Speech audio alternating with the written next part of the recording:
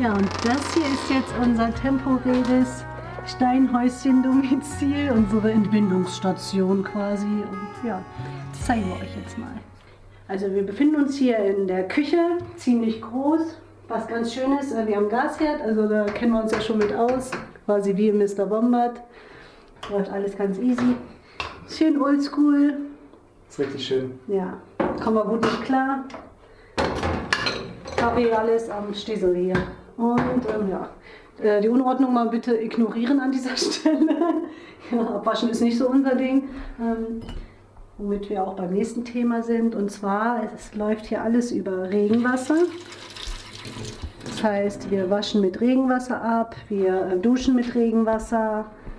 Ja, trinken sollte man es nicht. Also Regenwasser, das wird alles aufgefangen von dem Dach von der Scheune draußen. Und da befindet sich ein kleiner Brunnen und die Füllmenge umfasst 30.000 Liter. Ja. Also ist schon ziemlich cool. Da wird das alles gesammelt. Man muss natürlich gucken, wenn es jetzt im Hochsommer weniger regnet, dass man ein bisschen sparsamer ist. Ne? Ja. Also männliche Besucher sollten dann eher draußen im Garten pinkeln und nicht immer spülen und so weiter. Richtig. Aber im Grunde genommen funktioniert das astrein und 30.000 Liter muss auch Ja. erstmal wegkriegen. Ne? Ja, wir hatten eine Situation, also am Anfang, als wir eingezogen sind, da war halt viel Sonne und wenig Regen und da kam der Besitzer, der Toni, vorbei und hat halt auch nochmal gemessen und da war nur noch, was hat er gesagt, 1 Meter Höhe, Wasserhöhe im Brunnen und das ist echt nicht viel. Und dann haben wir halt gewartet quasi, bis wir wieder duschen können, so richtig und da ein bisschen mehr drauf geachtet, ja. Aber wir wissen ja durch unser Leben im Mr. Bombard, dass man halt, also wie man das dann macht mit der Sparsamkeit, dass man ein bisschen mehr darauf achtet, ne, seinen Verbrauch reduziert und Ja. deswegen war das jetzt nicht so ein Problem für uns. Also wir sind ja eher sparsam. Kühlschrank und Gefrierschrank, das läuft halt auch alles über Solarenergie. Da haben wir da im Garten quasi, im Vorgarten, die Solarmodule stehen. Also wir wissen jetzt nicht genau, wie viel Watt da reinkommt, aber ich würde schätzen, das sind so mindestens 2.000 bis 3.000 Watt. Ja, schon ordentlich, die da aufgestellt Riesendinger sind. da. Ja. Und die fließen dann in Bleibatterien. Ich glaube, das sind 20 Stück, die da in Reihe geschaltet sind. Und die müssten dann auch, ich weiß es nicht ganz genau, aber mindestens 100 Ampere eine sein. Also dementsprechend halt auch richtig viel, was da an Energie auch gespeichert werden kann. Die Heizungen laufen über den Kamin, den wir gleich sehen. Also überall im Haus sind Heizungen verbaut. Und da läuft dann heißes Wasser rein. Also wir haben jetzt kein vorgeschnittenes Kaminholz, sondern das ist tatsächlich aus dem Wald. Das sieht man gleich auch, wenn wir nochmal in die Scheune gehen, dass wir da auch schon ein bisschen was gesammelt haben.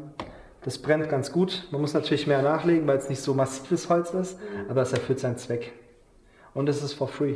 Es ist halt alles Holz, was runtergefallen ist, was sowieso nicht mehr verwertet wird, vergammelt oder verbrannt wird. Und wie funktioniert es, dass diese Wärme im Heizkörper landet? Also das Feuer muss eine gewisse Größe erreichen und dann geht das direkt hier oben an die Decke. Also das sieht man jetzt nicht, aber da oben. Und hier oben ist ein Heizkessel drin. Man sieht das eventuell hier. Also hier ist ein Wasserspeicher da drüber. Ist auch alles schön abgedichtet, also isoliert. Auf jeden Fall da oben ist ein Wasserspeicher drin. Hier ist ein schöner langer Tisch für eine glückliche Runde. Den haben wir gestern Abend schön gespeist, heute Morgen schön gespeist. Ja.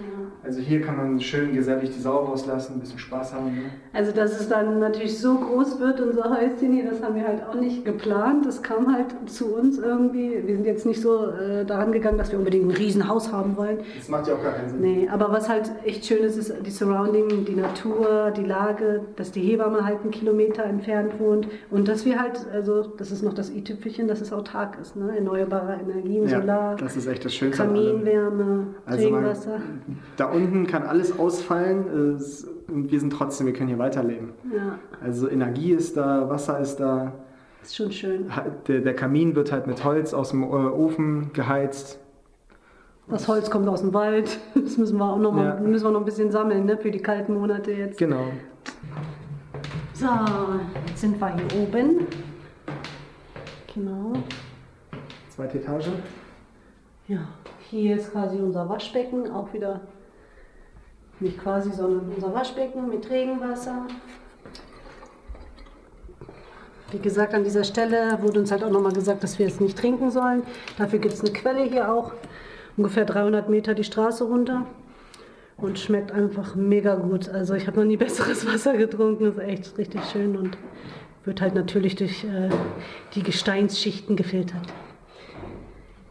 Hier ist die Toilette, inklusive Dusche, wie gesagt auch mit Regenwasser wieder. Warmwasser für Dusche, Waschbecken etc. pp. Kommt aus dem Boiler und der Boiler wird mit Strom betrieben. Ansonsten, bevor wir hier rangehen, gehen wir jetzt erstmal hier hin. Das ist so mein Bereich, temporär. Ja, also das ist hier eigentlich so mein Lieblingsplatz. Jetzt sieht man ja, wie hoch wir hier eigentlich sind. Das sind knapp 960 Meter, wo wir uns hier gerade befinden. Dementsprechend der Weg hier hoch ist auch ziemlich holprig. Das sind, glaube ich, 7 Kilometer unbefestigte Straße. Die wurde jetzt vor einer Woche ungefähr nochmal aufgeschüttet, was gut ist, weil wir hatten natürlich auch Probleme hier hochzukommen. Jetzt geht's. Aber man sollte trotzdem schon über sein Auto Bescheid wissen, bevor man diesen Weg fährt. Ja, das ist unser Schlafzimmer. Wenn ich morgens aufwache, dann geht dann da drüben die Sonne auf. Das ist echt, beziehungsweise eigentlich, doch, nee, sie geht dort auf, aber ich sehe dann den Himmel schimmern und ja, Sonne geht da unter. So. Und hier soll dann quasi das Baby auch auf die Welt kommen? Wir haben letztens noch ein bisschen drüber nachgedacht und ich bin auch nochmal in mich gegangen. Also unten kann ich es mir gar nicht vorstellen vom Kamin. Zum Beispiel die Dänen, die hier vorher gelebt hat, die haben das unten vom Kamin gemacht. Mit Matratze und allem. Und ich denke mal, ich werde von Mr. Bombard die Matratze rausholen, hier auch auf den Boden legen und dann schon hier so und auch im Flur. Ich weiß nicht, ob du das gesehen hast gerade, da ist so ein, wie sagt man, Gebärbecken.